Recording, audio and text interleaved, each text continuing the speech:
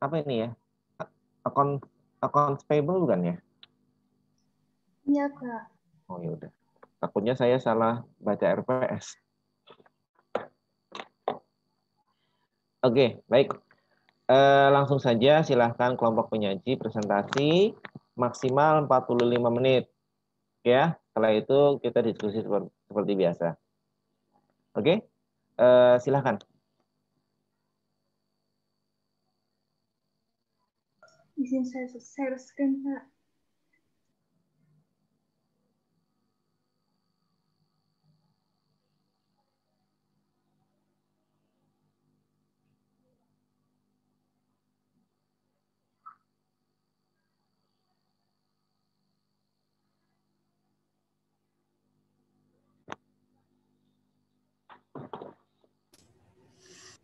Baik, Assalamualaikum warahmatullahi wabarakatuh. Selamat pagi Pak Johan dan teman-teman semua. Kami dari kelompok 3 akan mempresentasikan mengenai assignment 8, Account Payable Processing and Unrecorded Liabilities.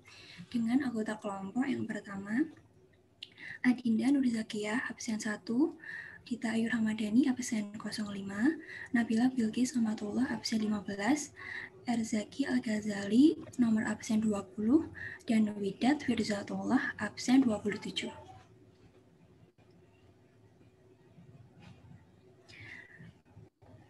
Baik, kami akan memulai presentasi dari audit program. Pada bagian tujuan audit akan dipresentasikan oleh Erzaki Al-Ghazali. Kepada Erzaki Al-Ghazali, dipersilahkan. Pada bagian ini saya mempresentasikan audit program utang usaha pada perusahaan Apple Balsam Company, Cologne Company. Di sini pengertian sedikit mengenai program audit. Program audit merupakan prosedur audit rinci yang dilakukan oleh auditor untuk mencapai tujuan audit. Program audit internal merupakan pedoman bagi auditor dan merupakan satu kesatuan dengan supervisi dalam pengambilan langkah-langkah audit tertentu. Langkah-langkah audit dirancang untuk mengumpulkan bahan bukti audit dan untuk memungkinkan auditor internal mengemukakan pendapat mengenai efisiensi, keekonomisan, dan efektivitas aktivitas yang akan diperiksa. Program tersebut berisi arahan-arahan pemeriksaan dan evaluasi informasi yang dibutuhkan untuk memenuhi 5 tujuan audit dalam ruang lingkup penugasan audit. Di sini terdapat beberapa asersi. Tujuan audit ini dirancang. Tujuan audit ini disusun untuk memenuhi kelima asersi yang terdiri dari asersi kelengkapan. Di sini diberikan tanda E, yaitu semua utang yang terjadi memang benar dan ada dan bukan fiktif. Lalu asersi yang kedua adalah asersi kelengkapan. Di sini seluruh saldo utang usaha didukung dengan bukti berupa jurnal, catatan, dan penjelasan yang memadai di CALK. Lalu yang ketiga, utang usaha memang menjadi tanggungan perusahaan. Syarat dan ketentuan mengenai utang telah disajikan secara memadai. Hal ini berkaitan dengan asersi HK, yaitu hak dan kewajiban. Yang keempat, tujuan audit yang keempat adalah utang usaha sudah disajikan sesuai dengan mestinya, sesuai dengan yang seharusnya. Utang usaha telah dikelompokkan dan diukur sesuai dengan periodisasi dan kemungkinan keterjadiannya, yaitu PA, yaitu penilaian dan alokasi. Yang kelima, utang usaha disajikan sesuai dengan standar akuntansi keuangan yang berlaku. Tujuan audit ini berkaitan dengan asersi PP, yaitu penyajian dan pengungkapan. Selanjutnya, setelah dari tujuan audit tersebut, disusun prosedur pengujian substantif yang akan dijelaskan oleh Dita. Terima kasih, Erzaki. Kemudian, untuk prosedur pengujian substantif akan dipresentasikan oleh saya sendiri. Yang pertama, meminta daftar utang usaha, kemudian memeriksa saldo masing-masing kreditor ke buku utang. Asersinya adalah existence dan penilaian dan alokasi. Kemudian yang kedua, mencocokkan saldo utang dengan buku besar atau general ledger. Asersinya adalah existence dan penilaian dan alokasi. Kemudian yang ketiga, menentukan saldo yang menjadi dasar untuk pengiriman surat konfirmasi. Asersinya adalah existence, kelengkapan, penilaian dan alokasi, serta hak dan kewajiban. Kemudian yang keempat, menguji akun yang bersaldo debit, serta alasan yang mendasarinya, serta lakukan konfirmasi atas saldo tersebut. Asersinya adalah penilaian dan alokasi, serta penyajian dan pengungkapan. Yang kelima, meminta daftar mutasi vendor sebagai pelengkap atau pengganti surat konfirmasi saldo akhir jika terdapat keadaan sebagai berikut. Yang pertama, saldo akhir akun utang tidak pasti atau diragukan.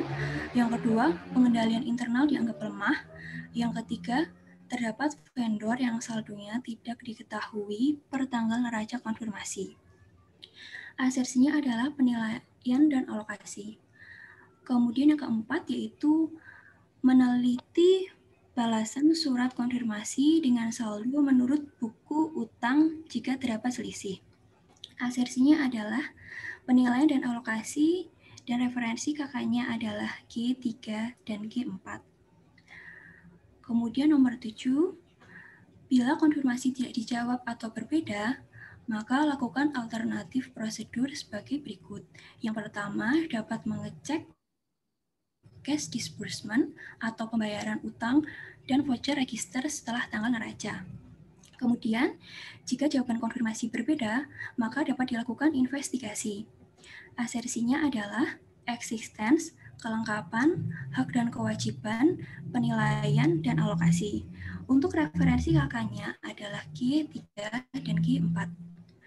Kemudian yang ke-8, cek ke pelunasan setelah tanggal neraca. Untuk asersinya adalah existence dan referensi kakaknya adalah G1. Dan yang ke-9 yaitu menguji unrecorded utang.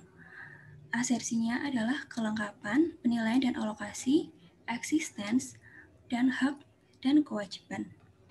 Referensi kakaknya ialah G-2.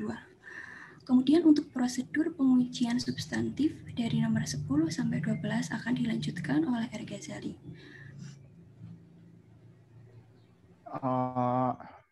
Bila diperlukan keyakinan atas saldo sebelum tanggal neraca, maka dapat dilakukan konfirmasi dengan melakukan prosedur tambahan seperti pertama adalah meminta daftar utang per tanggal neraca, periksa penjualan dan cocokkan jumlahnya dengan saldo menurut akun buku besar. Lalu yang kemudian adalah periksa terhadap saldo yang besar dan tidak lazim atau yang bersaldo debit.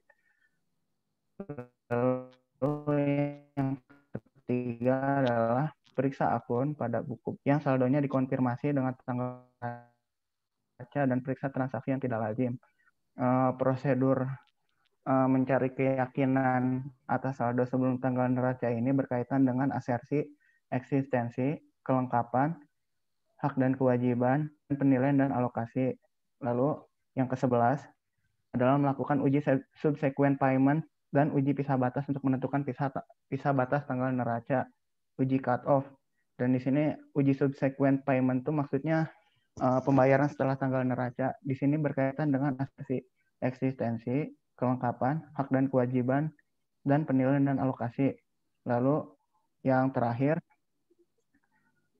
membuat kertas kerja utang dan membuat kesimpulan dari hasil pemeriksaan. Ini lead schedule. Seperti yang kita ketahui dari yang kita kerjakan sebelumnya, cara mengerjakan kertas kerja audit itu dari belakang ke depan. Nah, ini makanya lead schedule disimpan di belakang di G. Ini berkaitan dengan asersi, eksistensi, kelengkapan, hak dan kewajiban, penilaian dan alokasi, dan PP, penyajian dan pengungkapan.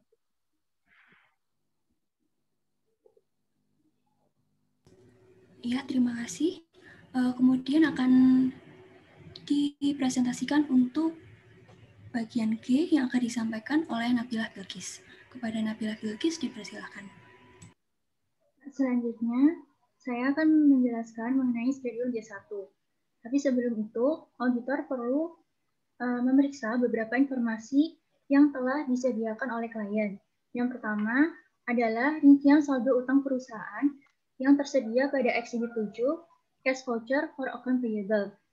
Selanjutnya, pada cash voucher ini akan diringkas ke dalam schedule G1 sehingga menghasilkan saldo utang yang dilaporkan oleh perusahaan. Tugas auditor di sini adalah mencocokkan voucher number itu. Apakah seluruh voucher number dari cash voucher telah tercatat dalam schedule G1. Dan di sini diperoleh hasil bahwa seluruh voucher number telah tercatat. Selanjutnya, pada Exhibit 8, klien menyediakan receiving log. Receiving log merupakan laporan penerimaan barang yang dicatat oleh perusahaan. Di sini auditor harus memahami kebijakan FOB yang digunakan oleh perusahaan Apple Blossom. Apple Blossom menggunakan dua FOB, yaitu FOB C dan FOB Hope.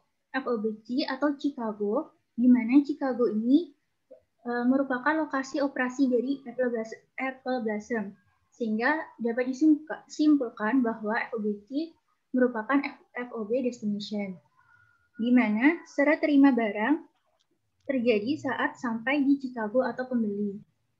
Kemudian, untuk FOB Hope merupakan lawan dari FOB C, yaitu FOB shipping point, di mana serah terima barang terjadi saat barang telah keluar dari gudang vendor. Perbedaan FOB ini mengakibatkan perbedaan tanggal pengakuannya, di mana FOB C atau FOB destination diakui pada receiving date dan FOB Hope atau FOB shipping point diakui pada date ship. Tugas auditor di sini adalah menganalisis receiving log pada Desember 2003 dan Januari 2004. Diperoleh bahwa seluruh utang pada Desember 2003 harus dicatat pada harus dapat diakui pada periode 2003.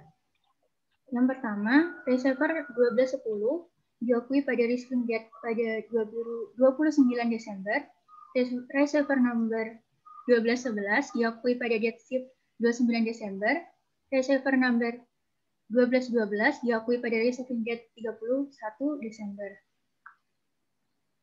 Selanjutnya, untuk receiving log Januari 2004, receiver number 101 dengan FOB C diakui pada receiving date 2 Januari, receiver number 102 dengan kebijakan FOB Hope diakui pada date ship 29 Desember, receiver number 103 dengan FOB C diakui pada receiving date 9 Januari.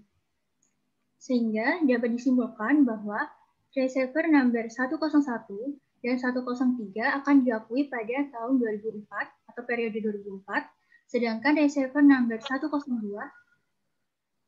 diakui pada periode 2003. Selanjutnya terdapat Exhibit 8 juga terkait voucher register.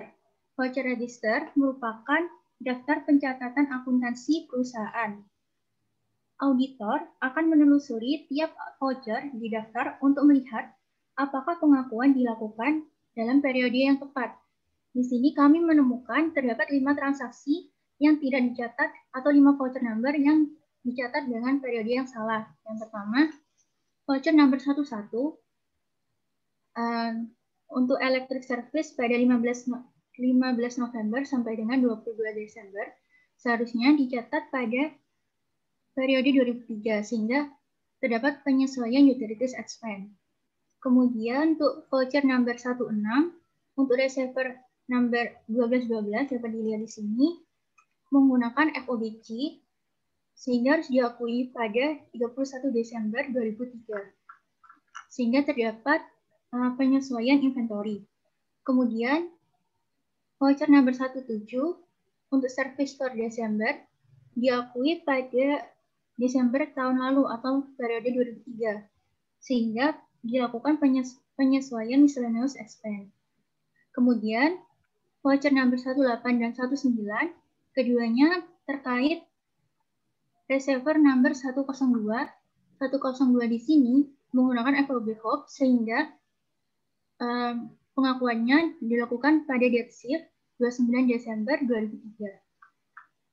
Dan terdapat penyesuaian inventory. Kemudian kita dapat, setelah membaca informasi, kita dapat mengerjakan schedule G1. Schedule G1 memiliki balance per book dan balance per audit. Balance per book ini dapat dari schedule G1 yang sebelumnya terdapat di Exhibit 7.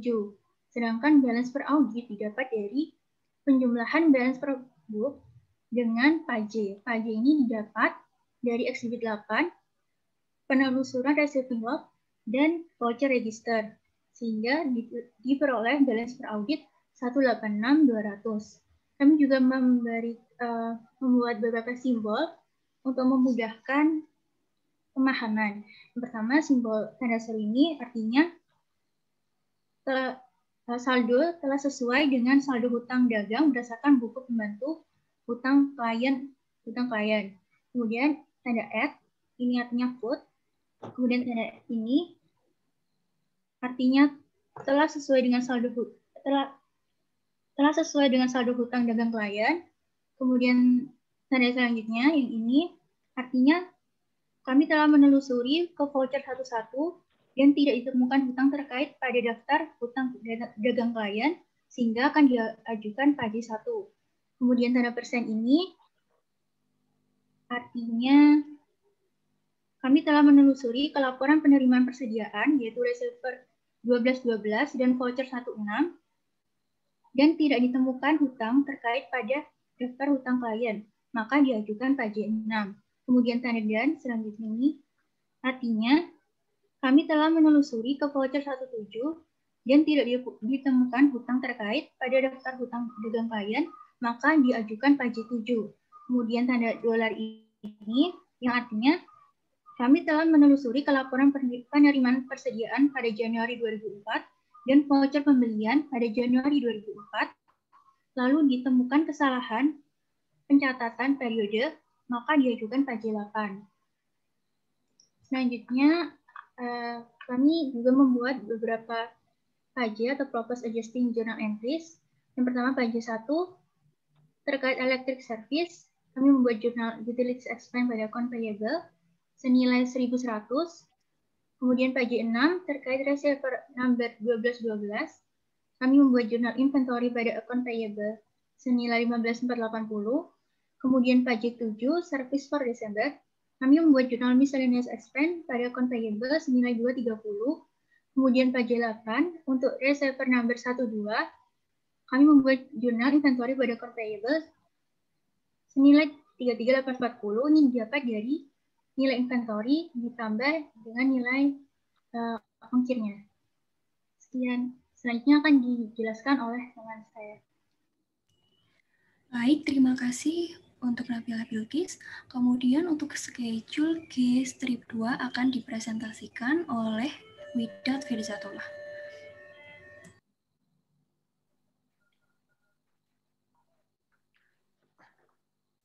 Oke, lanjut kita ke kertas kerja G2. Kertas kerja referensi G2 itu fungsinya itu membantu mendokumentasikan kewajiban Nepal Blossom yang belum tercatat, alias unrecorded liabilities, pada balance per book 31 Desember 2003. Gimana kita carinya? Carinya itu kita cari dari yang Exhibit 8 tadi. Ya. Exhibit 8 tadi kan ada receiving log yang 2003 sama Januari 2004 tuh. Tapi kita ngelihatnya, kita menelusurin voucher register yang Januari 2004. Itu dari semuanya, kita telusurin satu-satu. Tapi karena tadi udah di G1, udah dijelaskan dari G1 yang PAJ tadi, itu kalau saya jelasin lagi kayaknya kedouble deh, takutnya nggak sempat aku. Jadi langsung aja ya. Jadi dapat kan. Ini persis, cuma bedanya tadi yang G1 itu ada yang dari Exhibit 7 juga kan. Kalau ini kita mencatat tentang yang unrecorded liabilities yang dari Exhibit 8 yang voucher register itu. Jadi dapatnya segini nih, dapat 5. Dapat 5 voucher number. 11, 16, 17, 19, sama 18. Jadi intinya yang ini tuh yang dicatat ini itu intinya itu dia tuh seharusnya dicatat 2003 tapi vouchernya terregister di Januari 2004. Jadi kayak harus ada penyesuaian gitu kan. Nah, dapat kan 5 ini kan. 5 voucher number ini. Terus tinggal kita tambahin deh. Jadi unrecorded amount-nya yang seharusnya ada 2003 tapi tercatat di 2004 itu berapa totalnya? Terus ya dapat totalnya kan 50.650.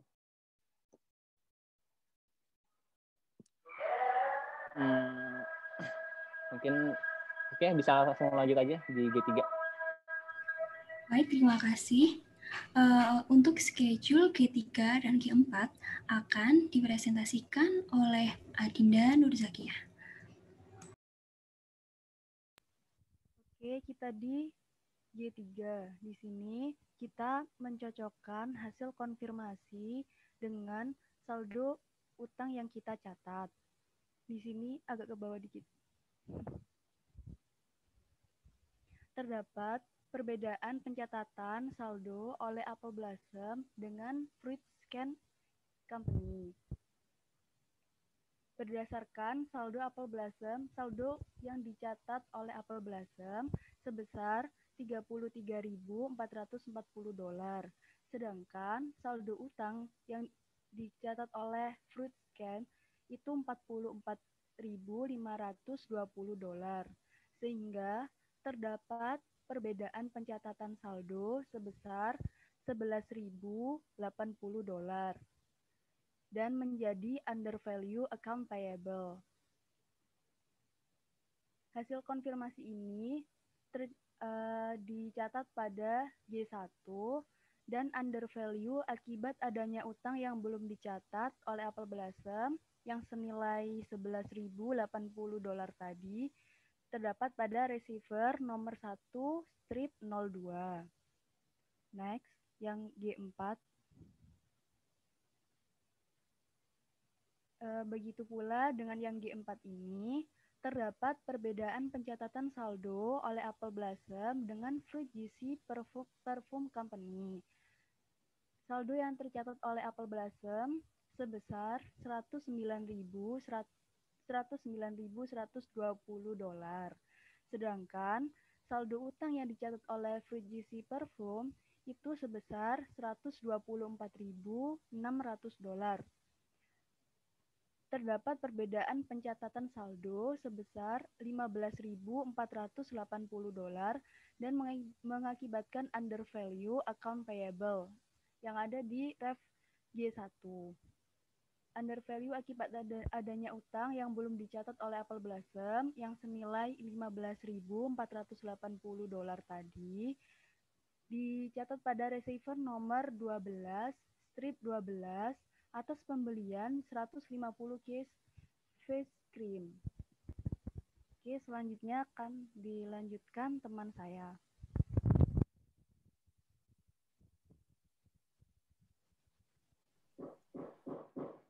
Oke, kita lanjut ke lead schedule ya.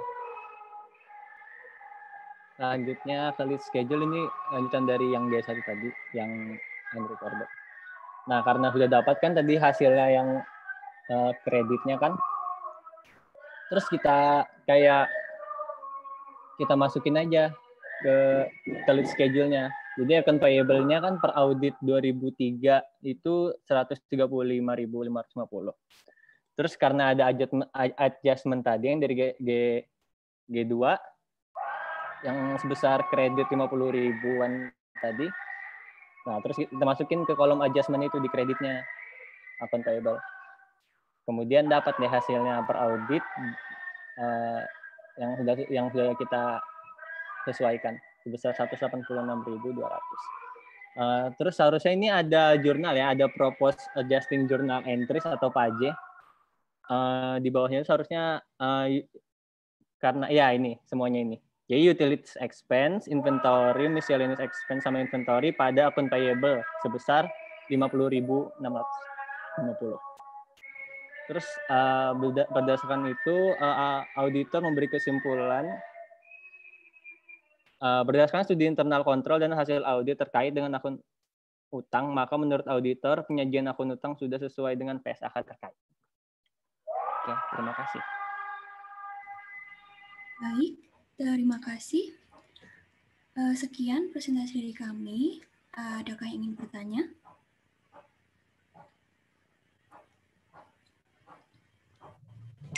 Izin tanya dong. Baik, silakan. Untuk schedule yang G2 tadi kan ada 5 voucher number ya. Yang terakhir itu inventory sama freight out kan vendornya beda. Tapi kenapa di G1 itu PAJ-nya dijadiin 1 ya, padahal voucher number-nya kan beda. Boleh dijelaskan? Terima kasih.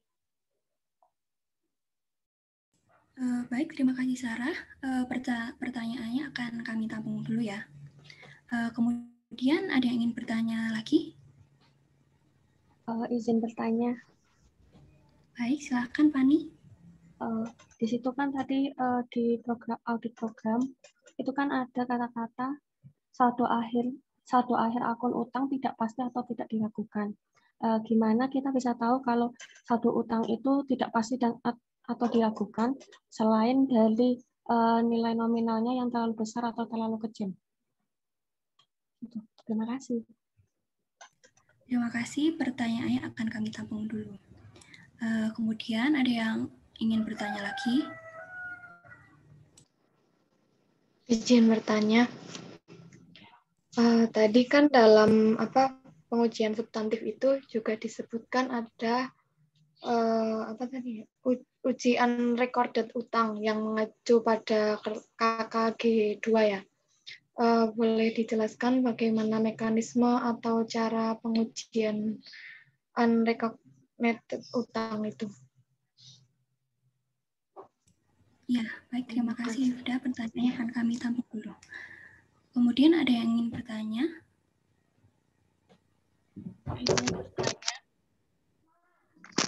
Silakan Iva.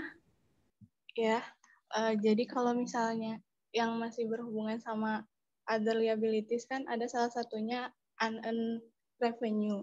Nah, ketika ada unearned revenue, itu kan ada 2 metode pencatatan. Ada yang balance sheet sama laba rugi. Nah, kalau perlakuan auditnya itu seperti apa? Apakah berbeda atau sama? Terima kasih. Ya, terima kasih Niva. Ada yang ingin bertanya lagi?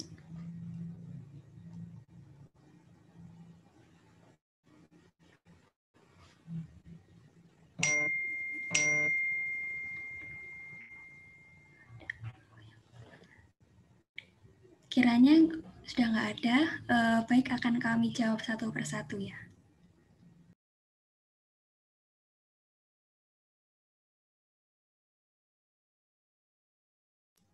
Mohon izin untuk waktu berdiskusi.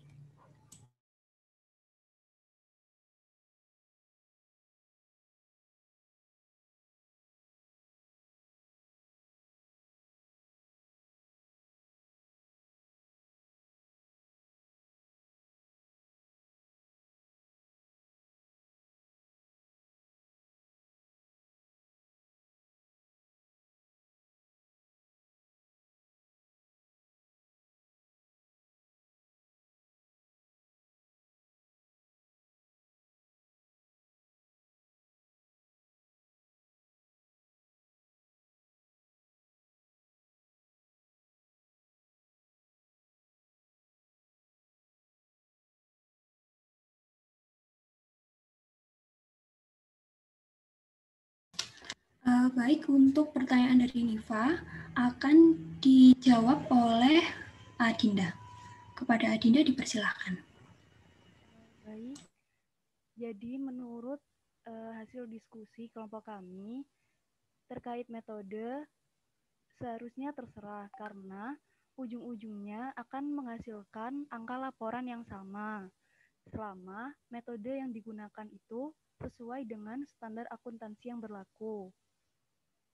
Jika sesuai dengan standar akuntansi yang berlaku, seharusnya tidak ada perlakuan yang berbeda. Begitu kurang lebih jawaban dari hasil diskusi kami. Terima kasih. Terima kasih, Dinda. Boleh izin menambahkan? Saat mencatat revenue menggunakan metode yang berbeda, itu perbedaannya hanya pada teknik menjurnalnya. Nah, yang kita audit itu kan saldonya. Maka memakai pendekatan beban ataupun pendekatan raja itu hasilnya sama aja. Bedanya hanya pada saat penjurnalannya. Apakah ada yang ingin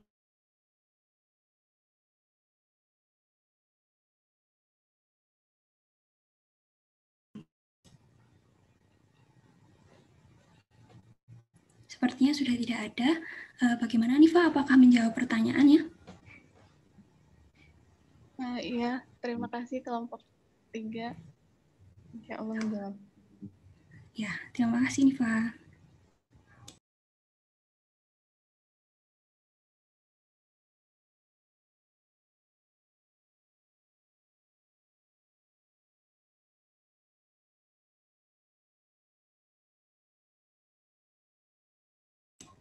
Kemudian untuk pertanyaan dari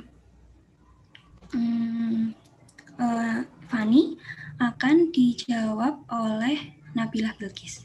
Kepada Nabilah Bilqis dipersilahkan. Berdasarkan hasil diskusi dari kelompok kami beranggapan bahwa untuk saat ini tuh belum ada aturan khusus mengenai kriteria penetapan kualitas audit atau saldo utang.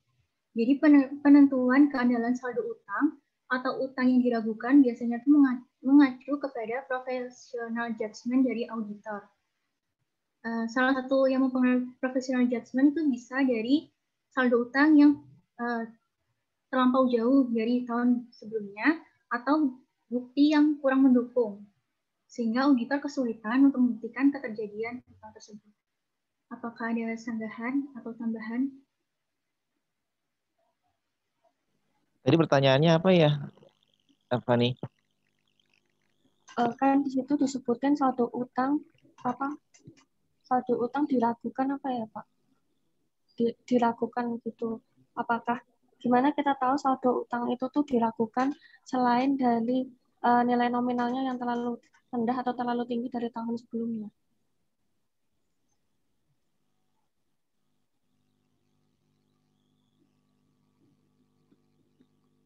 Gimana, saya masih belum nangkap. Jadi kalau terlalu lebih tinggi atau lebih rendah dari sebelumnya, terus gimana ya tadi ya? Sorry. Saya masih belum nangkap. Kan tadi di prosedur substantifnya kan salah satunya kan ada memeriksa internal kontrol yang terlalu lemah kayak gitu-gitu kan Pak. Terus ada disebut di situ memeriksa juga saldo utang yang meragukan gitu intinya. Bagaimana kita tuh tahu saldo utangnya tuh meragukan selain dari nilai nominalnya yang terlalu rendah atau terlalu tinggi dari tahun selanjutnya, misalnya ada kriteria tertentu gitu Pak. Atau ya udah kita tahunya cuma dari itu doang gitu. Oh iya. Gimana? Ada yang mau nanggapin lagi enggak?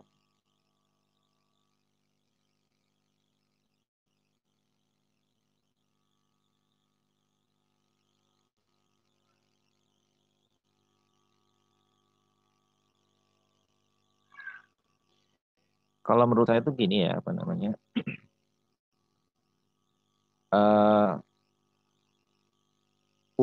Utang itu memang secara defaultnya si perusahaan itu, ini secara umum ya, defaultnya perusahaan itu pada umumnya dia itu akan understate utang biasanya kan kayak gitu ya, memperkecil utang supaya kondisi keuangan perusahaan itu kelihatannya baik, kira-kira seperti itu kan. Tapi mungkin ada suatu kasus atau apa atau tujuan tertentu dari perusahaan, dia bisa jadi sebaliknya. Mungkin ya, mungkin. Nah, apapun itu, entah itu lebih tinggi atau lebih rendah gitu kan, kita uji, auditor uji.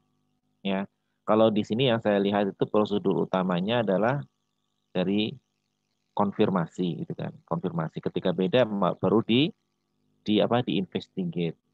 Kemudian selain itu, kalau konfirmasi itu ya selain itu yang jadi titik isu yang menurut saya itu adalah yang tadi, yang ada kemungkinan bahwa utang itu dicatat terlalu rendah. Makanya ada prosedur unrecorded liabilities. Ada prosedur unrecorded liabilities. Jadi ada kecurigaan dari auditor itu jangan-jangan ada utang yang digeser. Nanti maksud saya. Dicatat, tapi digeser gitu loh. Yang seharusnya dicatat di periode ini, tapi digeser di periode setelahnya. Supaya kondisi keuangan di periode ini itu kelihatan baik. Makanya di situ auditor melakukan cek ke pembayaran cek ke voucher number gitu kan. Voucher number kan dia sebagai tiket untuk melakukan pembayaran utang kan, kira-kira seperti itu ya. Ya kan, harusnya voucher number itu kan dilakukannya beberapa hari setelah tanggal neraca, kan kira-kira seperti itu. Pada umumnya kalau beberapa hari berarti transaksinya itu kapan? Transaksi itu adalah di periode current transaksinya. Artinya utangnya di situ sebenarnya, cuma dibayarnya setelah itu. Nah, bisa jadi perusahaan itu menggeser gitu loh. Jadi ada transaksi di periode ini, cuma dibayarnya atau dicatatnya di periode pada saat voucher number itu dilakukan. Dimengerti enggak? Dipahami enggak? Makanya ada beberapa yang dikoreksi gitu kan, dikoreksi mengenai accounts payable-nya. Jangan sampai dia itu mencatatnya di periode setelahnya gitu loh. Kalau maksud dari Apple Blossom itu seperti itu. Dia akan menyoroti dari sisi keumuman perusahaan itu bahwa dia tidak mencatat accounts payable di periode current, periode ini. Gitu kan? Tapi dia akan menggeser lah. Yang digeser itu makanya di unrecorded liabilities test itu dia akan si auditor akan mengambil sampel beberapa hari aja ya kan sih? Iya nggak sih? Ya nggak sampai bulan Maret, nggak sampai lah. Paling di awal-awal minggu kedua Februari apa Januari. Biasanya pembayarannya di situ kan. Nah di situ dilihat dicek apakah ada accounts payable yang benar-benar timbul di tahun itu, di tahun 2004 atau di tahun 2003. Kira-kira seperti itu sih ya. Kalau menurut saya ya. Mungkin ada yang mengkomentari gimana, Ivani? Bisa dipahami sih, Pak. Oke, jadi isunya, kalau menurut saya isunya itu di unrecorded liabilities, isunya. Isu apalagi kalau misalnya, jadi accounts payable itu kan tidak hanya melulu dari timbul pembelian gitu ya, ya kan? Tidak hanya melulu dari pembelian. Artinya kalau misalnya kita bayar listrik atau melakukan pengeluaran maintenance lainnya, itu kan nggak dikonfirmasi itu kan ya kan? Nggak ada konfirmasinya lah, kira-kira seperti itu. Nah mungkin kita lihatnya di mana caranya? Caranya lihat di unrecorded liabilities. Kita lihat transaksi pembayaran setelah tangan neraca, kemudian di trace back ke belakang. Ini bukti sumbernya itu terbit di tahun 2004 ataukah di tahun 2003. Kalau terbitnya tahun 2004 itu oke, nggak ada koreksi. Tapi ternyata kalau misalnya terbitnya tahun 2003 tapi ternyata nggak dicatat utangnya, berarti dilakukan koreksi. Kira-kira seperti itu ya. Ya, silakan ada ya. Kalau mau ada yang nggak sepakat dengan saya nggak apa-apa, silakan nanti kita diskusi. Atau mendukung saya ya nggak apa-apa. Saya mendukung Pak, saya tambahkan Pak, itu kan bagus malah. Silakan.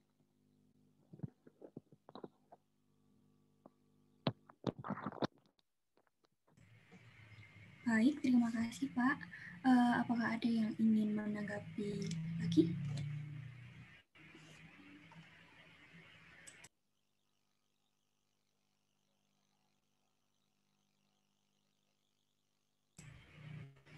Sepertinya sudah tidak ada yang ingin menyanggah lagi. Kemudian kami akan melanjutkan untuk menjawab pertanyaan dari Rifda yang akan dijawab oleh saya.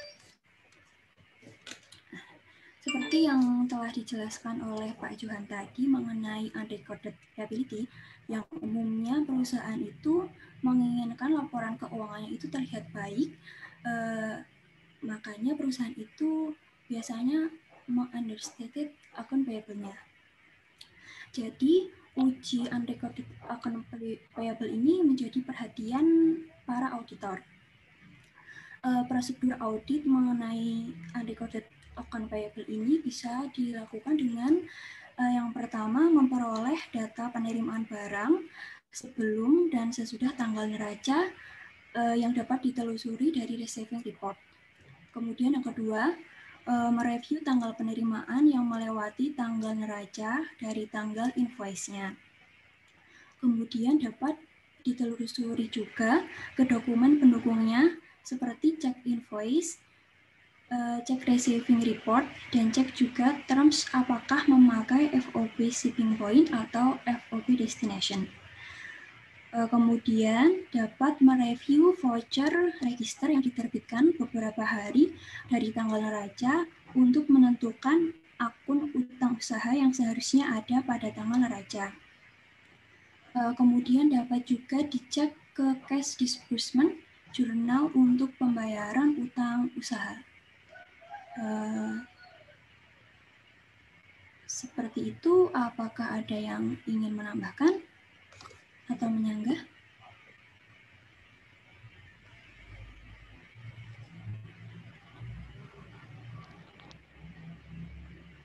Kalian cek ke ini kan, kalian cek ke cash disbursement cash-nya kan? Iya, Pak. Dicek ya. Jadi kan di situ kan ada meskipun loncat kan, meskipun loncat ke mana? Ke disbursement berarti terkait dengan cash kan. Kalian cek tuh ya. Jadi ada apa namanya voucher register misalnya seperti itu kan, namanya voucher kan sebagai perintah untuk membayar, kira-kira seperti itu kan. Eksekusinya itu yang titik pentingnya sebenarnya. Jangan-jangan ada voucher tapi nggak dieksekusi. Mungkin nggak? Itu mungkin. Ya kan? Ada vouchernya terbit, cuman eksekusinya nanti gitu loh. Hal-hal yang di luar kebiasaan tetap aja mungkin lah, dimanapun juga gitu kan. Ya kan, kita hal yang nggak biasa pasti ada, perusahaan pun seperti itu. Yang misalnya cash voucher register diterbitkan sekarang, kebijakannya ya harus keluar duitnya sekarang, misalnya seperti itu. Itu SOP-nya. Tapi bisa jadi terbit sekarang, baru dieksekusinya atau dibayarkannya seminggu yang akan datang. Mungkin nggak? Mungkin. Nah, sebenarnya mana sih yang jadi patokannya? Apakah ketika diterbitkan cash voucher itu dilakukan jurnal cash, ataukah pada saat eksekusi pembayarannya? Kan saya kira sepakat ya, eksekusinya kan, bukan perintahnya kan, bukan vouchernya kan. Nah, artinya tidak hanya berhenti pada, oh ini ada voucher register, langsung percaya aja, oh berarti telah dibayar di tanggal voucher register. Nggak seperti itu, harus dicek ke cash disbursement-nya. Gitu ya teman-teman ya. Ya artinya auditor itu harus benar-benar memastikan sampai ke bukti yang dia benar-benar yakin. Artinya sampai ke bukti yang benar-benar tepat dan cukup. Tepat dan cukup. Artinya kalau cek ke disbursement ada, berarti tepat gitu kan. Tinggal masalah kecukupannya aja, tergantung kondisinya. Kira-kira seperti itu. Baik, terima kasih Pak. Yang lain ada yang ingin menyanggah?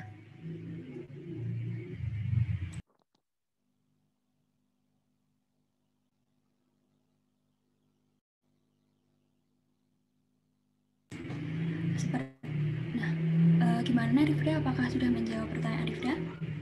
Sudah sangat menjawab. Terima kasih Pak. Terima kasih kelompok 3. Ya, terima kasih. Sepertinya sudah tidak ada yang ingin menyanggah. akan melanjutkan menjawab pertanyaan selanjutnya. Untuk pertanyaan dari Sarah akan dijawab oleh Widat. Untuk Widat dipersilahkan. Untuk pertanyaan Sarah tadi ya, maaf. Itu apa sih pertanyaan Sarah?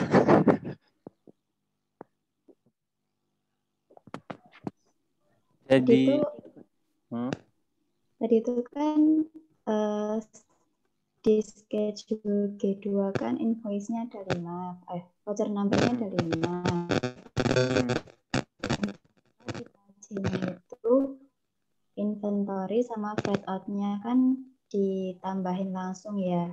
Padahal kan vendornya beda. Nah, itu kenapa?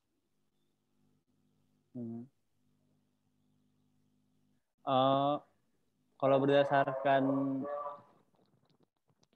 diskusi kami ya, tapi maaf ya misalnya ada salah, tolong dibenarkan. Atau coba di ini dong, ditampilkan mana yang supaya kelihatan itunya apa namanya, masalahnya di mana gitu loh. G1 atau G2 lagi. G1.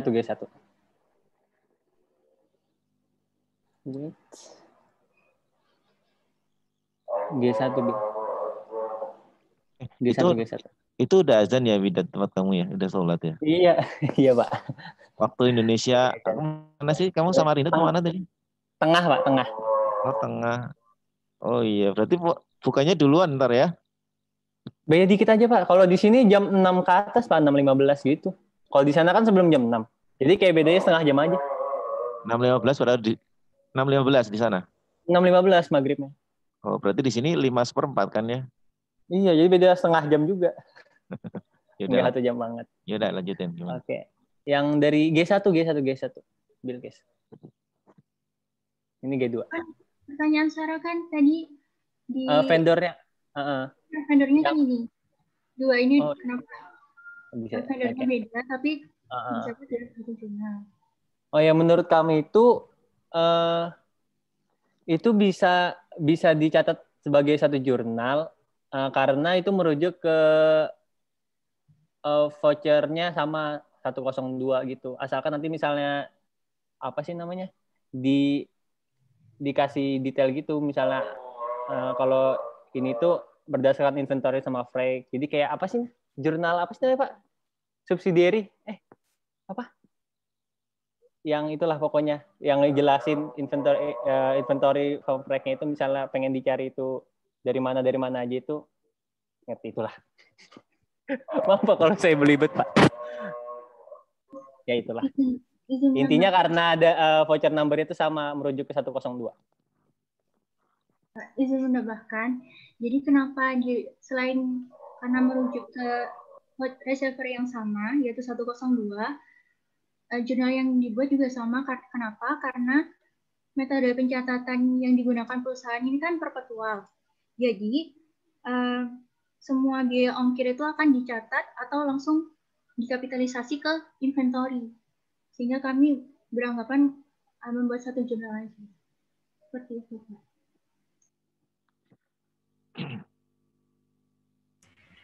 Baik, apakah ada yang mau menambahkan? Jadi nggak masalah ya ini mau digabung atau di split gitu ya? Maksudnya apa? Sarah gitu ya? Kenapa digabung gitu ya? Kok gitu ya, Sarah? Iya Pak. Karena vouchernya beda atau gimana tadi Sarah ya? Vendornya kan beda. Oh, vendornya beda. Nah, masalah ini kan gini. Ini kan gini ya, perlu kalian ketahui.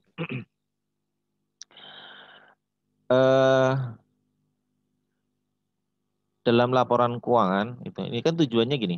Dalam laporan keuangan dalam audit itu yang akan dituju atau user utamanya adalah external user ya kan? External user. Artinya auditor itu sebenarnya lebih ke gimana sih nanti si external user akan membacanya. Kan seperti itu. Accounts payable itu kan isinya bisa macam-macam, ya kan? Yang pasti accounts payable atas si vendor, vendor. Ada accounts payable ke perusahaan pengiriman, ekspedisi dan lain sebagainya gitu kan. Ya namanya tetap accounts payable. Gitu ya. Terus kemudian nanti di catatan atas laporan keuangan. Gitu ya. Mungkin penyajiannya nggak terlalu detail gitu loh. Nggak terlalu detail. Kalian masih ingat nggak yang kemarin? Kemarin itu yang accounts payable, accounts receivable. Ingat nggak? Ada akun-akun yang di bawah di atas 5.000, ada akun-akun yang di bawah 5.000.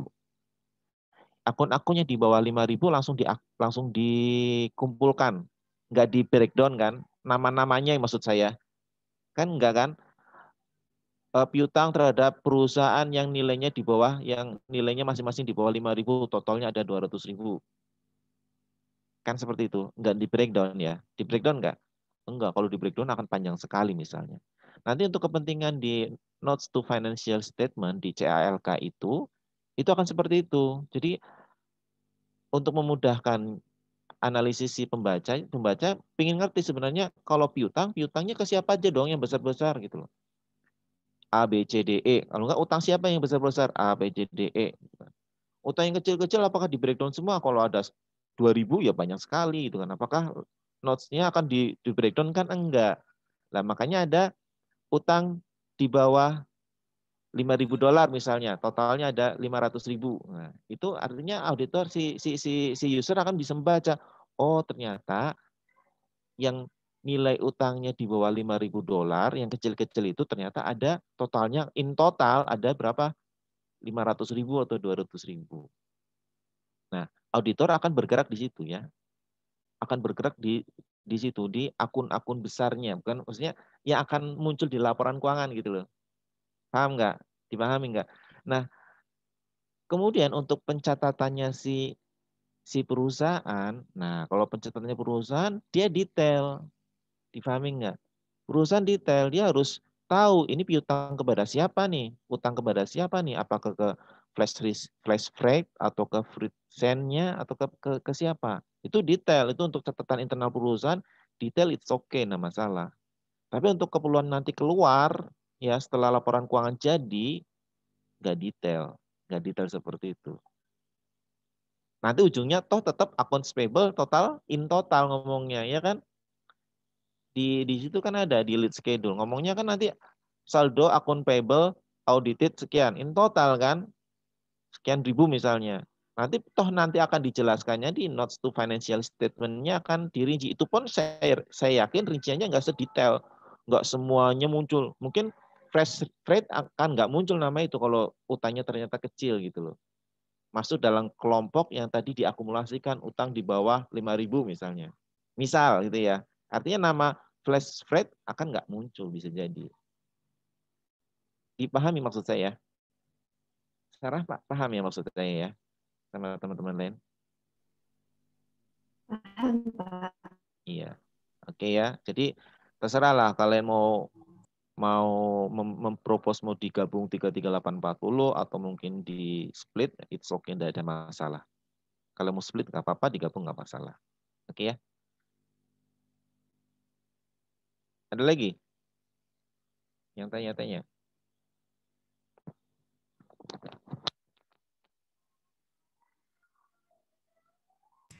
Baik, terima kasih penjelasannya Pak. Apakah sudah menjawab pertanyaannya Sarah? Sudah, terima kasih. Terima kasih. Saya nanya suara saya di situ putus-putus nggak ya? Enggak Pak. Nah, suara saya putus-putus nggak diterima kalian? Jelas Pak? Tidak. Aman Pak. Oh aman ya. Sorry. Soalnya suara kalian di aku putus-putus nih. Takutnya suara saya ke sana putus-putus. Oke, silakan. Ayo diskusi. Ada loh kasus yang saya temui nih yang kalian belum angkat ke case-nya nih.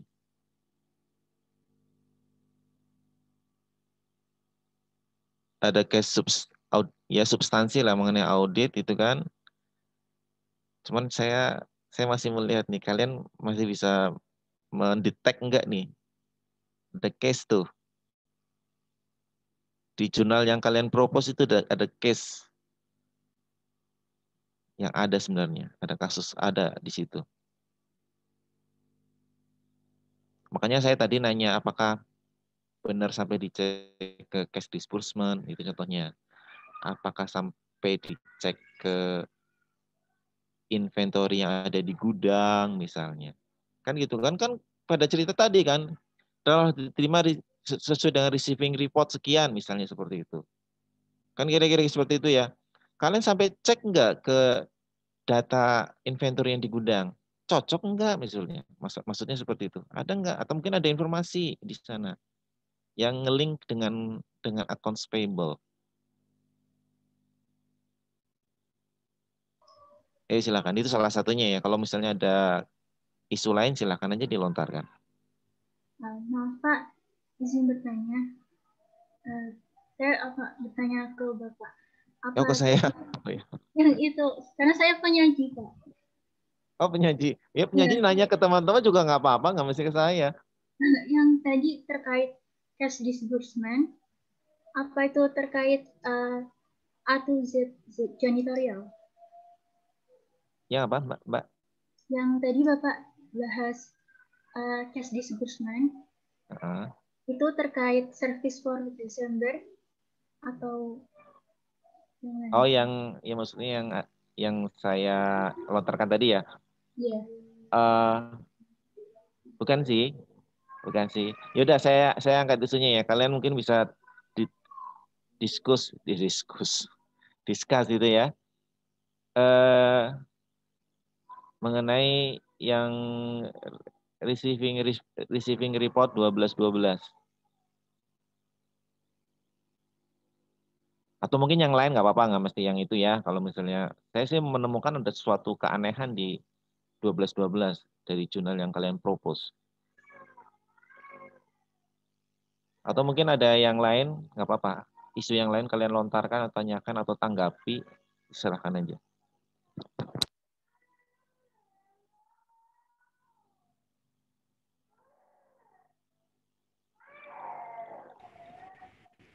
Bagaimana teman-teman?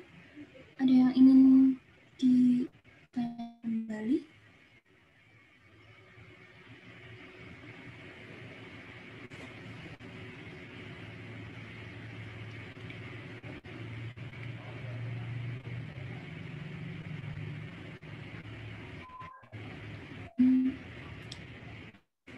Sepertinya sudah tidak ada lagi. Kalau begitu, sekian presentasi dari kami. Mohon maaf jika ada salah. Sekian, wassalamualaikum warahmatullahi wabarakatuh. Waalaikumsalam. Tapi diskusi tetap lanjut loh ya, Dita.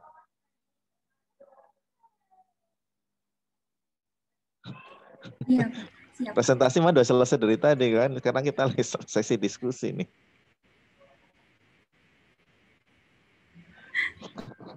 Coba. Tampilkan jurnal kalian yang jurnal propose adjusting entries-nya kalian.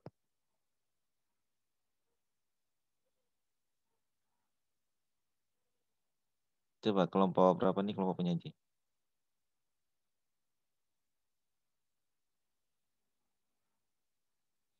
Nah, maksudku itu yang receiving report nomor 12-12 itu menurut kalian maksudnya belum dicatat gitu ya, teman-temannya?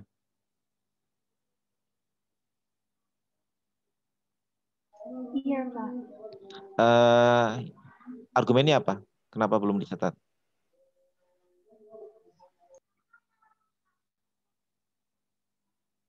Karena di sini kan disediakan informasi yang terkait voucher register. Di situ pada Januari 2004 masih terdapat receiver number 1212 dengan senilai 15.480. Oke. Kalau di inventory-nya sudah dicatat atau belum? Di inventory. Ini kan jurnal maksud kamu kan, maksud kalian kan jurnalnya inventory pada accounts payable kan harusnya ya. Iya, Pak. Nah, sekarang kalian sempat lihat di ini nggak, di mana?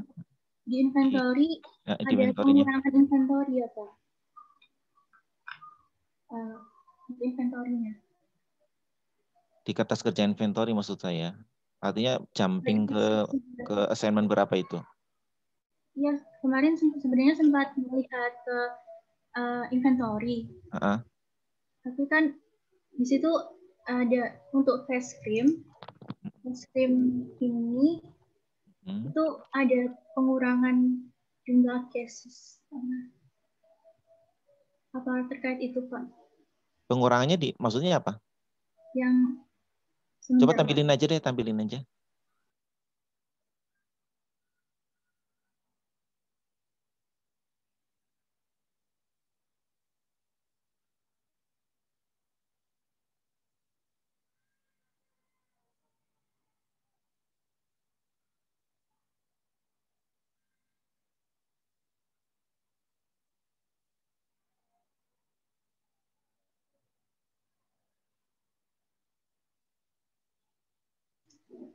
Di sini maksud saya di schedule di inventory sini C1 screennya 540,5.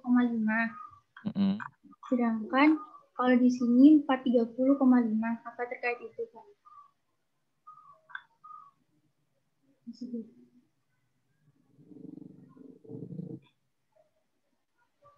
Cocok nggak angkanya? Coba. Angkanya berbeda, Pak. Tapi itu 4 berapa? 430,5. 430. Kalau yang di sana? Yang tadi?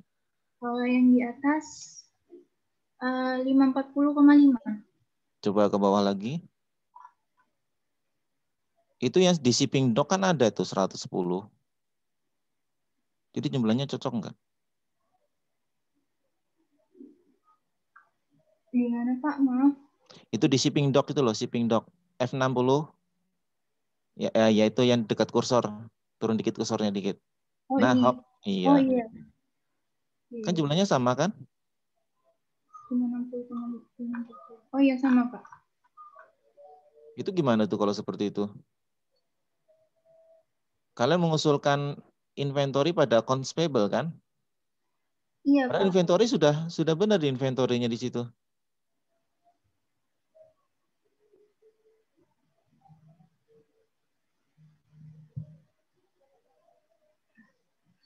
Yang lain mengikutin nggak? Yang lain ngikutin nggak? Oh, lanjut. Yang lain ngikutin kan? Ikut, Pak. Ya, Pak. Ngikut ya. Jadi gini loh maksudnya.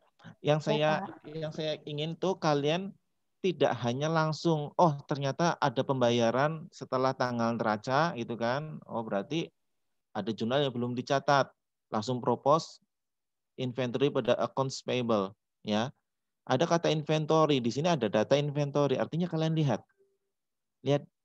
di inventory-nya. Cocok nggak? Mungkin ada, kecuali kalau nggak ada informasi, ya udahlah dianggap bahwa inventory pada accounts payable itulah jurnal. Tapi di sini ada informasi yang kita bisa lihat gitu loh. Coba turun ke bawah. Turun. Ya, di notes itu. Di notes kan kelihatan tuh ya, cocok lah. Artinya kan ada receiving report nomor 1212 dan jumlahnya sudah ada di gudang. Artinya sudah diterima barangnya, ya otomatis masuk ke gudang kan. Kan gitu kan? Yang 150 jumlahnya 150 cases itu kan. Ya kan? Itu kan ada di bagian termasuk di dalamnya 430 kan. Angka 150 itu termasuk angka 430 yang di atas gitu loh.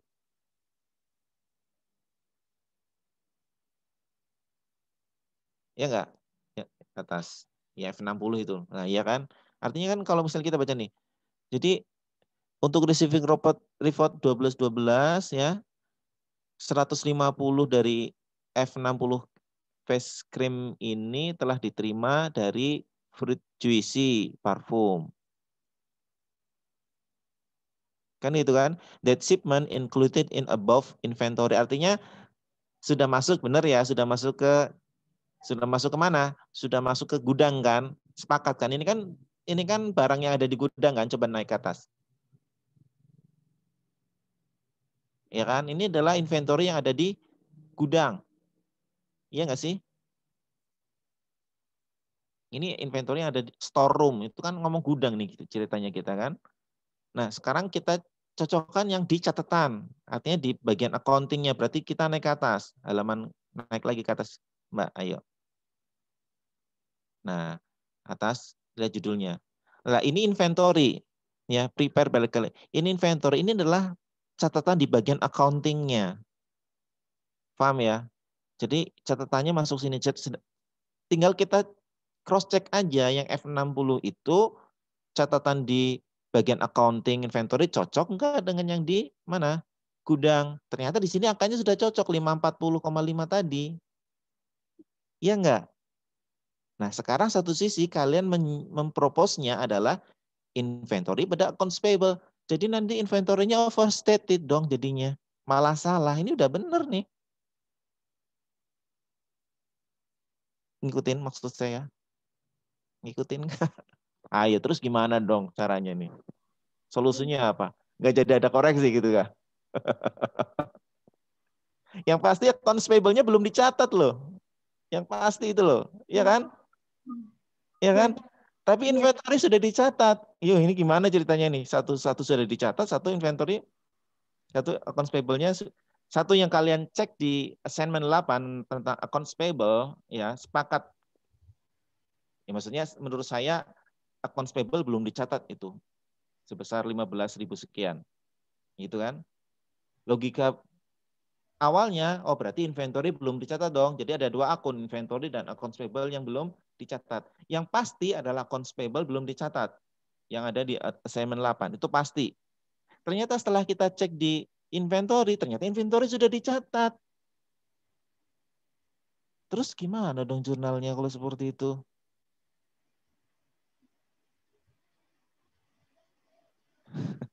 Ada ide nggak? Apa mungkin dimasukkan ke cost of sale, Pak? COGS. Argumennya apa? Argumennya. Kadang kan COGS itu misalnya purchase dari inventory itu kan ujung-ujungnya juga nanti masuk ke COGS. Iya, maksudnya kenapa itu ada hubungannya? Ada yang data yang lebih tepat, maksudnya data yang lebih kuat untuk mengatakan itu di tandingannya adalah COGS, cost of sale. Ada enggak? Kamu baca di buku ini, buku Apple Blossom, ada enggak yang mengarahkan ke situ? Di cash disbursement. Yang pertama, kalau kamu ngomongnya tadi apa? Pada saat pembelian, tadi jurnalnya apa? Inventory pada payable. Oke, itu perpetual atau bukan? Atau periodik? Perpetual. Oke, sekarang perusahaan ini perpetual atau enggak? Udah lihat belum? Perpetual. Ada di mana? Kalau ini perpetual, informasinya. Taunya di mana?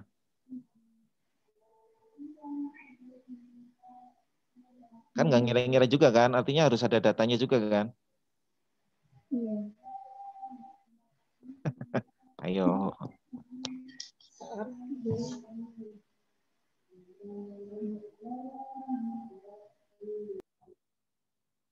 Yang lain gimana nih yang lain?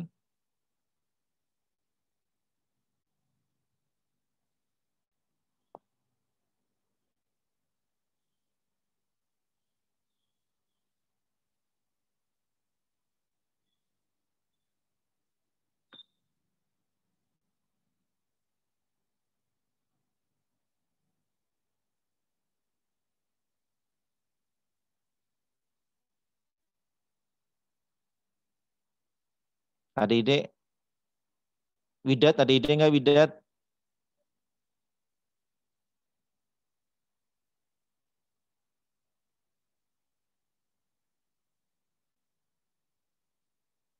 Nggak ngejawab dia.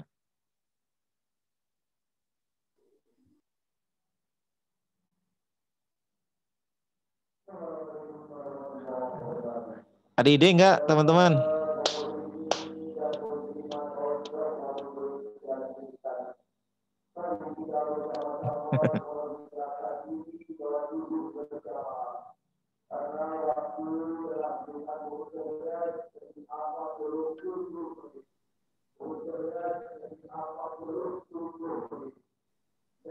Pak.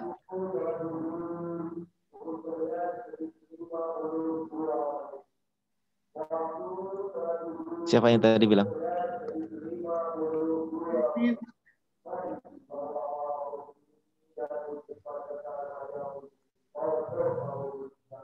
Siapa? Amanda mau nanya? Mau komen? Iya, Pak. Perusahaan pakai perpetual ada di Relevant Information Internal Control halaman 127. Oke. Terus hubungannya itu gimana? Kenapa? Dia bilang, Kenapa? Tadi kamu sepakat nggak dengan si siapa tadi? Nabila? Ke cost of sale. Iya, Pak. Karena dia bilang perbedaan antara physical count dan perpetual records, charge or credit to cost of goods sold. Itu di mana? Di halaman 127. Ya, halaman 100. Coba tunjukin teman-teman. Siapa itu? 100 berapa tadi?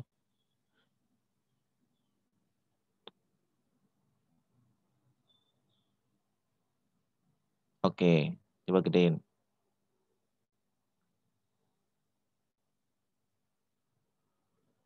Yang mana? Yang mana? Yang paragraf pertama ya? Iya, paragraf pertama, Pak. Terus? Artinya sepakat ya. Jadi dia pakai perpetual. Oke. Kemudian kedua, ini clue-nya ya. Satu, dia pakai perpetual. Satu. Kemudian kedua, jika ada perbedaan dengan cek fisik, maka perbedaan itu akan dilarikan ke cost of sale. Iya kan? Oke. Terus jurnalnya jadi apa? Jurnalnya jadi apa? COGS pada accounts payable, Pak. Kenapa COGS dulu? Kenapa nih? Kenapa COGS? Sebelum ke jurnal ini ada satu titik yang perlu kalian jelaskan nih. Yang bisa diterima dengan logika. Saya masih belum menerima nih. Kalau tahu-tahu langsung jurnalnya berarti COGS dong, Pak. Kenapa dulu COGS-nya? Berarti ada yang salah dong COGS-nya. Karena itu dipropos. Orang ini tadi antara catatan dengan inventory sama kan jumlahnya tadi? Iya enggak? Sama kan tadi kita tunjukin sama bareng-bareng kan di catatan perusahaan, di inventory, di bagian accounting, inventory itu 540,5. Di gudang 530 plus 110 yang ada di shipping dock. Artinya totalnya sama 540,5. Sama dong. Kenapa kok jurnalnya ada COGS? Kan udah sama di situ. Ayo, ada titik. Kulik, ayo kulik. Bermain logika, ayo. Tadi disebutkan Amanda itu udah clue-nya itu. Ini mengenai COGS itu udah clue. Cuman tolong kaitkan kenapa jurnalnya itu gitu loh. Saya sepakat kasih bocorannya. Saya sepakat kalau jurnal COGS pada accounts payable. Tapi kenapa gitu? Berarti COGS-nya salah dong. Karena dikoreksi. Kalau accounts payable-nya salah, iya karena belum dicatat. Kok kalian itu ngomongnya COGS? Berarti COGS-nya ada yang salah dong. Iya nggak sih? Salahnya di mana? Nah, iya itu. Gimana dong salahnya di mana nih? Mengerti ya maksud saya ya? Alur saya bisa diikuti ya? Ayo, ada yang bisa jelaskan? Kurang satu tahap lagi nih, Amanda. Ayo.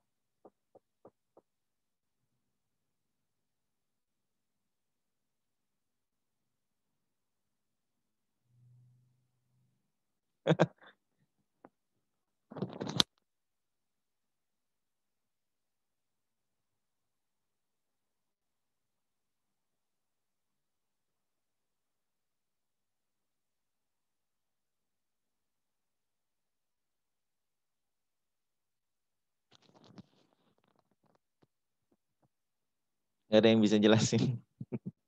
Hai. Oke, sekarang gini aja deh. Siapa itu? izin mencoba untuk menjawab, Pak. Oke, Irul nih, Irul. Iya, Pak. Tapi mohon maaf, Pak, kalau mungkin nanti ada keliru.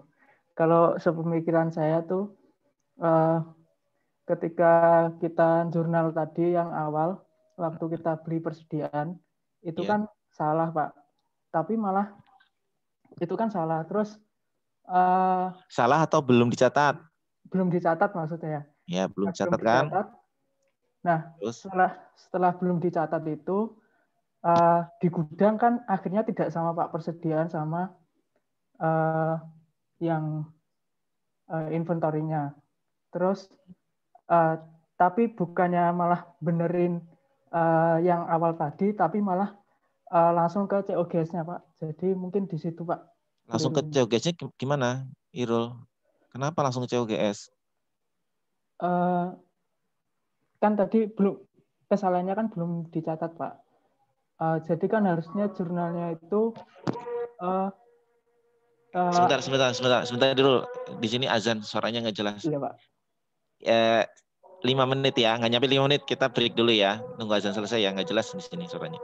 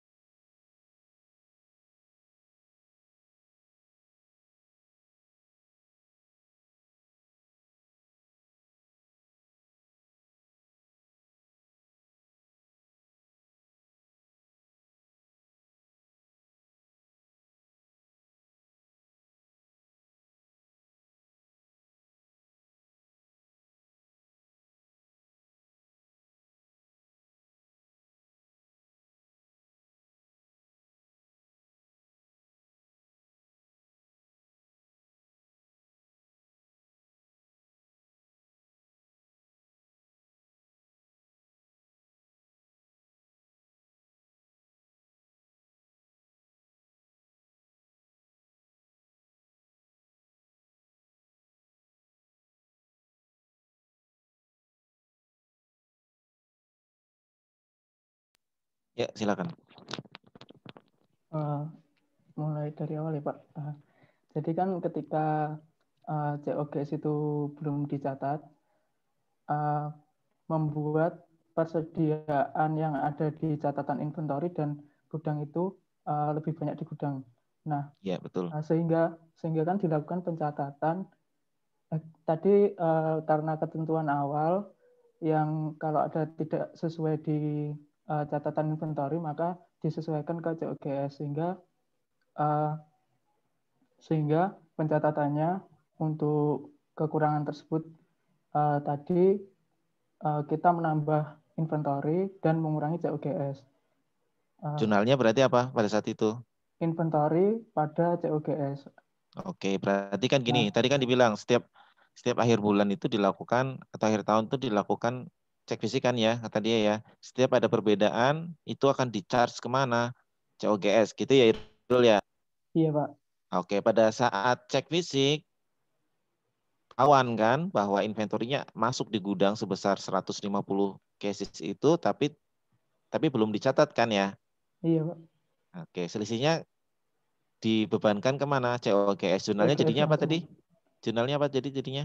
Jadinya jurnalnya inventory pada COGS. Siapa yang melakukan itu? Bagian inventory, Pak. Auditor atau perusahaan? Perusahaan. Ya, ingat, perusahaan bukan auditor. Oke? Jadi si perusahaan mencatat pada saat itu, pada saat cek fisik ketahuan kan ada beda. Jurnalnya adalah tadi yang dikatakan Irul. Apa? Inventory pada COGS. Gitu ya Irul ya? Iya, Pak. Oke, terus? Nah, selanjutnya kan inventorinya udah sesuai. Terus, tapi AP-nya kan belum dicatat, Pak.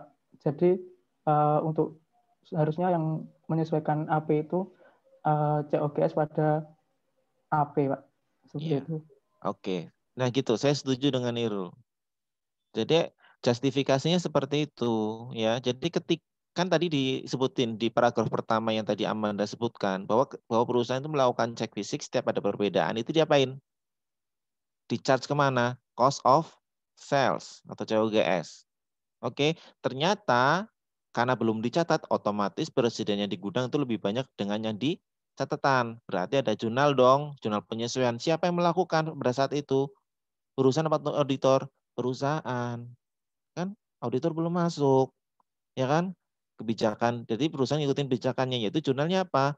Agar sama, agar benar. Makanya jurnalnya adalah inventory pada COGS. Oke, sudah kan? Ternyata di belakang hari ketika auditor masuk ditemukan fakta bahwa tadi pembelian belum dicatat, ya kan?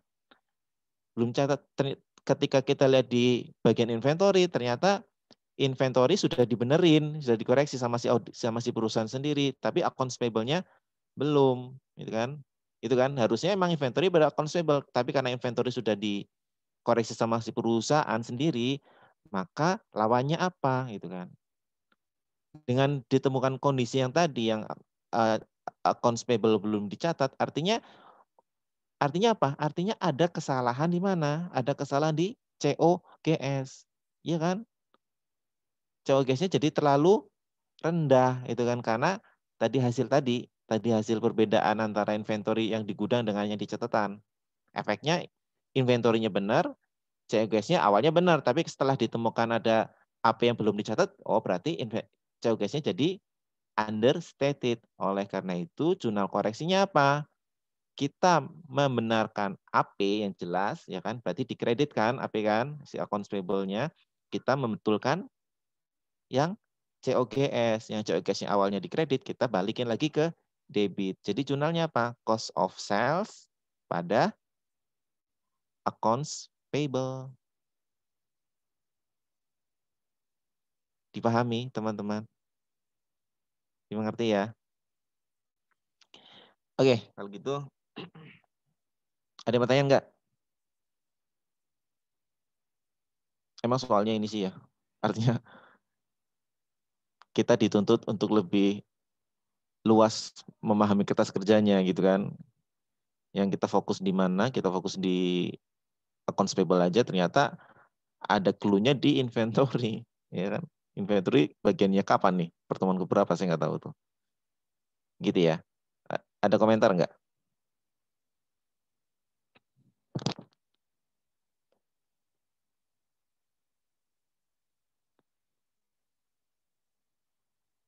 Sepakat atau nggak sepakat? Ada yang nggak sepakat?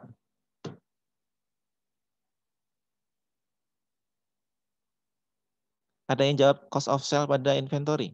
Cost of sale pada accounts payable. Ada yang jawab itu? Ada nggak? Saya belum cek semuanya. Saya baru ngelihat yang presentasinya aja dulu. Ada nggak? Ya sudah. Oke ya, kalau nggak ada, kita break dulu ya teman-teman ya. Kita break sampai ya 15 menit lah kira-kira ya. Setelah itu kita ketemu lagi. Oke ya, silakan kalau yang mau istirahat. Kalau lagi nggak puasa silahkan makan atau minum. Oke ya. Oke, kita break ya. Ketemu lagi jam 12:04 lah kira-kira ya. Oke, silakan.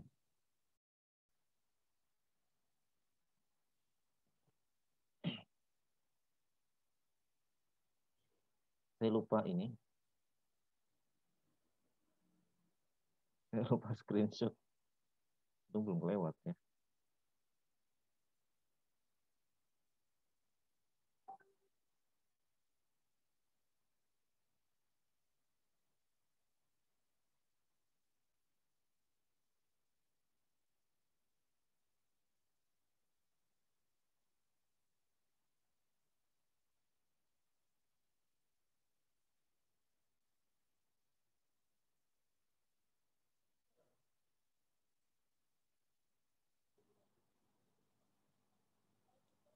Kelihatan nggak? Terlihat, Pak. Oke. Ini ini untuk accounts payable ya. Jadi di accounts payable sebenarnya isunya itu ada di unrecorded liabilities. Isunya. Unrecorded liabilities. Oke. Alasannya bahwa kecenderungan perusahaan itu untuk memanipulasi accounts payable adalah meng-understatedkan accounts payable. Gitu kan. Jadi isunya adalah unrecorded liabilities. Unrecorded liabilities itu intinya seharusnya utang dicatat di periode itu tapi nggak dicatat. Entah benar-benar nggak dicatat atau digeser ke periode setelahnya. Kira-kira seperti itu ya. Dalam kasus Apple Blossom itu digeser ke setelahnya. Ya kan, karena pengendaliannya bagus, cuman masih bisa diakali digeser di setelahnya. Tapi ada juga yang ekstrim emang tanpa catatan, bisa jadi seperti itu. Oke ya. Terus kemudian apa sih prosedur yang lazim nih? Saya ngomong prosedur yang lazim gitu ya.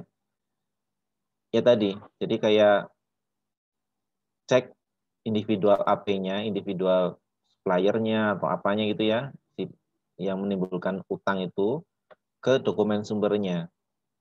Apa itu invoice atau cash voucher atau cash disbursement. Artinya untuk melihat apakah utang ini benar-benar ada atau enggak. Ada kan berarti ada ini ya, ada yang mendrive-nya itu loh, ada yang menginisiasi kenapa timbulnya utang, itu kan berarti bisa cek ke invoice-nya, ke fakturnya, gitu kan, cek kemana cash disbursement-nya dan seterusnya. Kemudian ada juga prosedur konfirmasi, gitu kan. Nah, konfirmasi itu mirip dengan yang kemarin kita bahas di accounts payable. Jadi ketika konfirmasi nggak dijawab atau konfirmasi berbeda, harus ada alternatif prosedurnya, gitu kan, atau mungkin prosedur yang lainnya lah untuk menguji kenapa konfirmasi itu beda atau enggak dijawab. Sama dengan yang kemarin kita bahas. Kemudian kita masuk yang unrecorded liabilities. Ya. Unrecorded liabilities itu sebenarnya bisa kita bagi jadi dua. Bisa kita bagi jadi dua. Maksud saya begini, ada liabilities yang dia berkaitan dengan operasional perusahaan. Ya, yang kayak tadi. Misalnya pembelian, gitu kan, maintenance, bayar biaya-biaya operasional. Yang kita bahas tadi itu adalah liabilities yang berkaitan dengan operasional perusahaan. Dipahami ya? Oke. Ada juga unrecorded liabilities yang sifatnya lebih apa ya?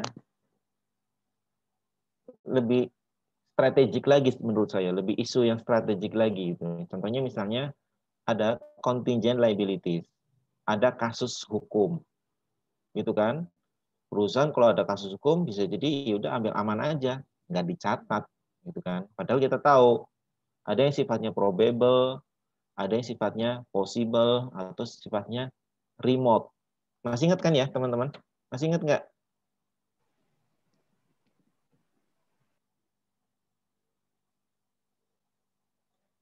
Masih ingat kan? Dengar suara saya? Dengar Pak, dengar Pak. Jelas atau putus-putus? Jelas, Pak. Oke ya. Jadi unrecorded liabilities itu ada yang berkaitan dengan operasional, yang tadi kita bahas itu yang berkaitan dengan operasional semuanya, ya. Pembelian, terus kemudian ada maintenance, pembayaran biaya operasional yang lain-lain lah gitu. Ada unrecorded yang sifatnya itu lebih strategik menurut saya. Isu-isu yang tertentu. Contoh kasus hukum. Gitu kan? Kasus hukum itu itu kontingen ya, kewajiban-kewajiban kontingen. Itu kan ada yang sifatnya, kalian pernah belajar kan, ada yang sifatnya probable, possible, atau remote. Masih ingat ya? Itu kan perlakuan akuntansi masing-masing tuh. Ya kan? Nah, itu bagian itu liabilities juga. Yang namanya liability kan sisi kewajiban kan. Nah, itu bisa. Itu sifatnya lebih strategis karena kasus hukum itu berpengaruh ke mana? Ke reputasi perusahaan. Bisa berpengaruh ke mana? Going concern-nya perusahaan. Kira-kira seperti itu ya. Tapi bisa juga contingent liabilities yang sifatnya ke operasional juga ada, misalnya kayak contingent itu bukan ya. Kalau misalnya penjualan barang after sales gitu kan. Mungkin ada yang retur atau apa, itu kan ada kontingent yang perusahaan harus harus mencadangkan biaya untuk agar kalau hal itu muncul gitu ya, misalnya rusak masih masa garansi gitu kan. Nah, itu kan di awal perusahaan harus membuat suatu kewajiban tertentu kan.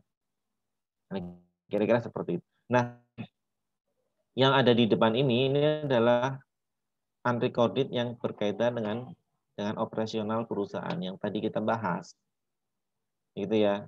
Jadi di antara prosedurnya, tadi prosedur yang disajikan oleh kelompok penyaji sudah cukup bagus ya, nggak apa-apa ya. Nanti dikombin aja dengan ini. Nanti dikombin aja. Misalnya dia itu peroleh histori penerimaan inventory sebelum dan sesudah tanggal raja. Biasanya mendekati tutup buku. Umumnya ya, yang mendekati tutup buku itu ada risiko bahwa liabilities itu nggak dicatat. Biasanya, kalau jauh dari tutup buku, nggak ngaruh. Misalnya dicatat 3 bulan kemudian masih dalam periode akuntansi perusahaan, nggak masalah. Gitu kan. Karena kan accounts payable itu dicatatnya apa? Per 31 Desembernya. Nah ini makanya ini akan jadi isu biasanya pada titik-titik tutup buku sebelum atau sesudah. Makanya di situ di mana? Di Apple Blossom yang disajikan itu adalah transaksi-transaksi sebelum dan setelahnya. Nggak jauh dari situ, ya nggak sih? Kira-kira seperti itu ya. Kalau misalnya yang biasa saldo akun payable yang nggak mendekati tanggal itu, mungkin dengan konfirmasi udah bisa cukup. Tapi kalau kita mau mengetes unrecorded liability test, biasanya adalah apa? Lakukan sampel di titik-titik di sekitaran tanggal neraca. Kira-kira seperti itu ya.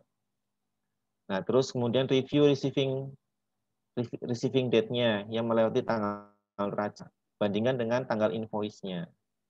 Ya kan? Bandingkan dengan tanggal invoice-nya. Tentu saja kalian cek syaratnya shipping point atau FOB shipping point.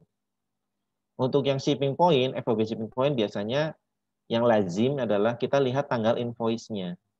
Biasanya tanggal invoice itu adalah tanggal dikirimnya barang. Biasanya di hari itu juga invoice dikirim, berarti di hari itu barang dikirimkan, biasanya di hari itu juga invoice diterbitkan. Artinya tanggal invoice biasanya sama dengan tanggal pengiriman barang. Atau dengan kata lain, kalau misalnya itu shipping point, berarti kita melihatnya ke invoice-nya. Yang jadi patokan. Tapi kalau misalnya destination point, berarti yang akan menjadi fokus adalah receiving date-nya itu kapan. Kalian udah tahu lah ya, kira-kira gitu ya. Pasti vouch ke dokumen atau informasi pendukungnya, invoice, receiving report, dan seterusnya. Oke. Kemudian yang berikutnya adalah cek pembayaran beberapa hari setelah tanggal neraca. Beberapa hari biasanya. Jangan setelah tanggal neraca, kan 3 bulan juga setelah tanggal neraca ya. Cuman isunya biasanya kalau unrecorded itu adalah beberapa hari aja, seminggu atau 2 minggu lah maksimal. Kira-kira seperti itu. Ada nggak transaksi pengeluaran? Nah, setiap ada transaksi pengeluaran di 2 minggu pertama itu, cek ke dokumen sumbernya. Dokumen sumber ini mengacu pada transaksi kapan ini? Transaksi periode sebelumnya atau memang pada transaksi di tahun pembayaran atau di tahun berikutnya? Dipilah. Jadi kan tadi kalian lihat itu kan ada voucher ya, banyak voucher itu kan, banyak voucher setelah tanggal neraca itu kan. Itu ada voucher yang benar-benar timbulnya transaksinya setelah tanggal neraca, ada yang transaksinya pada saat kapan? Pada saat periode sebelumnya. Nah, kalian diidentifikasi, biasanya nggak terlalu jauh dari tanggal neraca. Itu kira-kira ya, itu kira-kira prosedur yang ada di accounts payable. Kalian sudah tahu lah ya, tadi saya lihat di kelompok penyaji, di audit programnya cukup bagus. prosedurnya ya maksud saya ya, prosedurnya cukup bagus. Nanti meskipun ada saya sekilas ada lihat yang perlu dikoreksi di ini di tujuan auditnya. Ya, nanti dicek lah. Seingat saya tadi ada consumable kata dicatat kok masuknya eksistensi. Nanti dicek ya. Dicatat dan nggak fiktif misalnya seperti itu kan kayak double nih. Ya kan? Dicatat itu ranahnya completeness gitu kan. Kalau fiktif itu ranahnya ke eksistensi. Artinya satulah dipilih yang mana. Kalau mau yang eksistensi ya udah yang benar-benar ada atau tidak fiktif itu eksisten. Jangan kalian gabung kemudian asersinya cuma satu. Jadi dibikin satu pernyataan, satu asersi yang jelas. Kira-kira seperti itu ya, teman-teman ya. Terus kemudian Pak, izin mengingatkan tutup portal. Oh iya, thank you Gesi.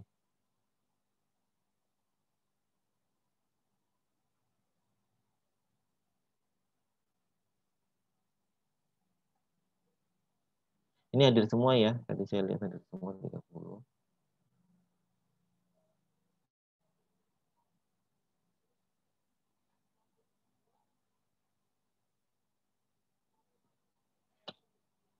Oke. Review lagi ya, untuk tujuan audit itu kan kaitannya sama asersi, kalian review lagi itu. Kalian review lagi. Jangan dibikin ambigu dan jangan dibikin double. Gitu ya, di review lagi. Kalau dicatat ya dicatat, gitu. Jangan dicampurin sama asersi yang lainnya supaya orang itu lihatnya enak gitu. Ya. Ketika masuk ke prosedur baru boleh satu prosedur itu bisa mengadres beberapa asersi, nggak masalah. Tapi kalau di tujuan lebih baiknya satu pernyataan satu asersi, tapi pernyataannya jangan ambigu. Jangan ke sana dan ke sini.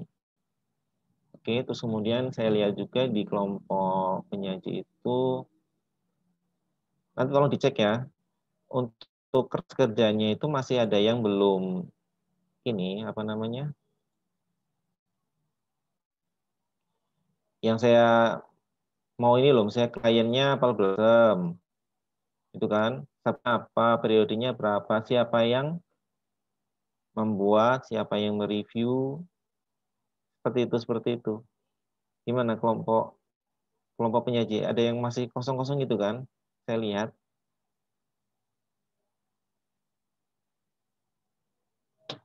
Iya nggak sih?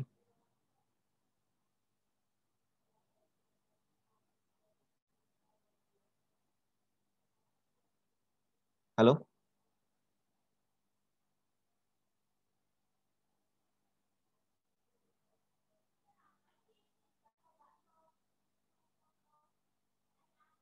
Suara saya terdengar nggak di situ? Terdengar, Pak. Oke.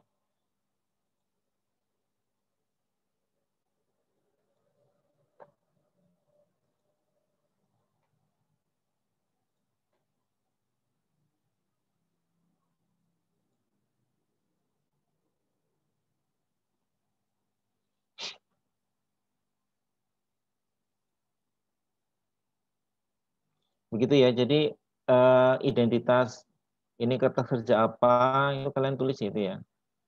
Mungkin ada berbeda dengan yang di Apple Blossom, tapi kalian sesuaikan aja dengan yang saya sampaikan kemarin-kemarin.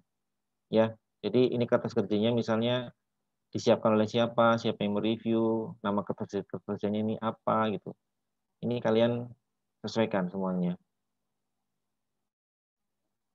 Bisa dipahami ya teman-teman ya? Paham ya?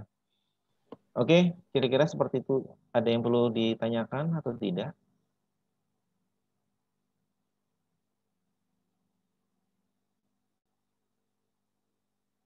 Ada komentar?